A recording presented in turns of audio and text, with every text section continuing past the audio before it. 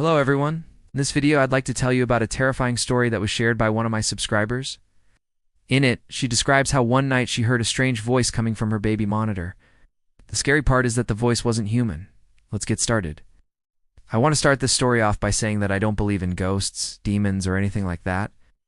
I am a firm believer in science and logic, and I try my best to explain everything with reason. But after hearing this story, even I got scared. It was late at night when Emily first noticed something weird going on with her baby monitor. Her son had been fussy for hours and she just couldn't get him to stop crying. She tried singing to him, changing his diaper and rocking him to sleep, but nothing worked. At first she thought that maybe the monitor was picking up some kind of electrical interference. After all, they do have a lot of electronics in their home, and sometimes you can hear weird noises if the signals overlap. But no matter what she tried, the noise wouldn't go away. She decided to call her husband Tom, who was working late, to see if he could do anything. But when he came home and saw that their son was crying, he didn't know what to do either. For a while, they were just stuck in a loop. They would try to soothe their son, but he would just keep crying and making distressed noises. And the baby monitor was picking up everything clearly. It was awful. Emily and Tom weren't desperate parents. They had been taking care of their son since he was born, and they knew exactly what he needed. But this time it was different. Their son wasn't making normal crying noises. Instead, he sounded terrified and completely overwhelmed. Emily swears that she could hear fear in his cries, and that's when things started to get weird. While Emily and Tom were trying their best to figure out what was wrong, they started hearing a voice coming from the monitor. They looked at each other in confusion and tried to listen carefully. It was a raspy voice that seemed to be coming from outside. First, they thought it must be a neighbor, or maybe some kids playing around. But then they realized that it was getting louder, and it sounded like the person was walking inside their house. This was terrifying. They turned down the volume on the monitor and tried to ignore it. Maybe it was just a trick of the sound waves. But then the voice started talking, and it became clear that whatever was there was trying to communicate with their son. Emily and Tom froze as they listened. They knew that this wasn't normal, and they didn't know what to do next. The voice in the monitor was whispering, and it said things that made no sense whatsoever, saying words like "come, play, and with me." Emily's blood ran cold as she realized what was happening. The voice was trying to lure their son away from them.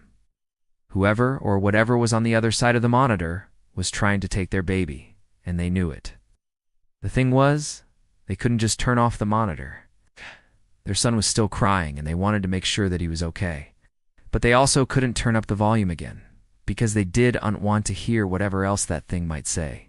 It was a horrible position to be in, and they felt helpless.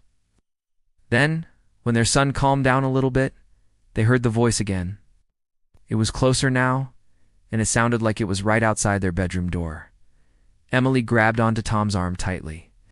She was shaking, and she could feel her heart beating in her throat. Whatever was outside their door wasn't human. That much was clear.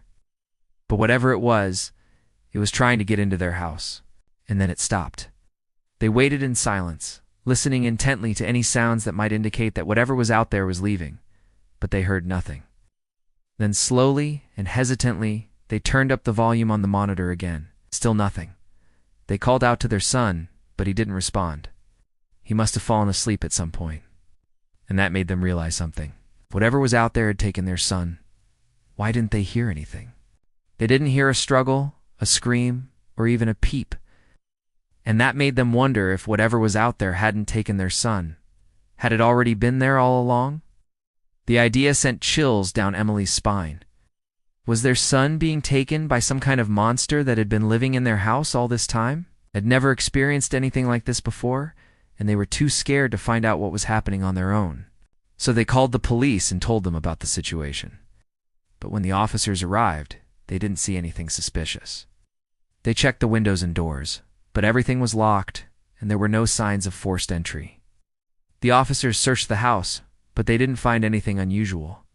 They suggested that maybe Emily and Tom were just exhausted, and that their imaginations were running wild.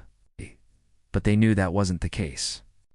Still, they couldn't prove what was happening, and the police eventually left. Now, Emily and Tom were really scared.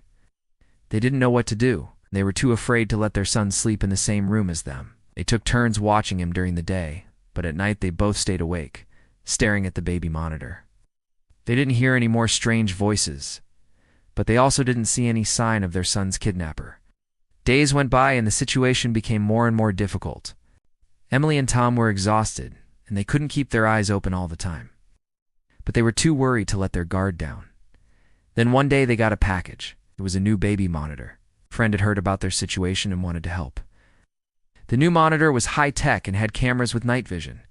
It could also record and play back audio. Just in case Emily and Tom missed anything important, they were hopeful that the new monitor would give them some answers.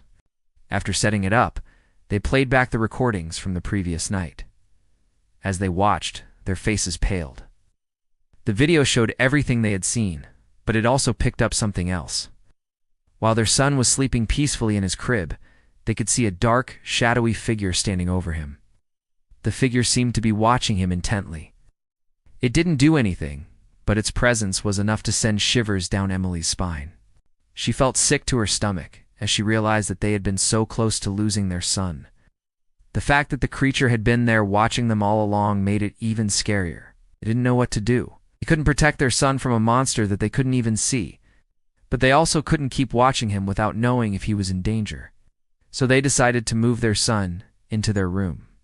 They would watch him during the day, and at night they would take turns sleeping and keeping an eye on the monitor. It was exhausting, but it was worth it. One night, Emily woke up in the middle of the night and looked over at the monitor. She could see their son sleeping soundly in his crib, but she also saw something else. The shadowy figure was back. It was standing in the corner of the room watching them, but this time it was different. It wasn't just a dark shadow. Emily could see its face now, and it was horrible. It was a creature with sharp teeth and claws. Its eyes were glowing red, and it seemed to be grinning at them. Emily screamed and shook Tom awake. He looked at the monitor and saw the same thing. The creature was advancing towards their son, and they could hear its raspy voice whispering in their ear. They don't know what happened next,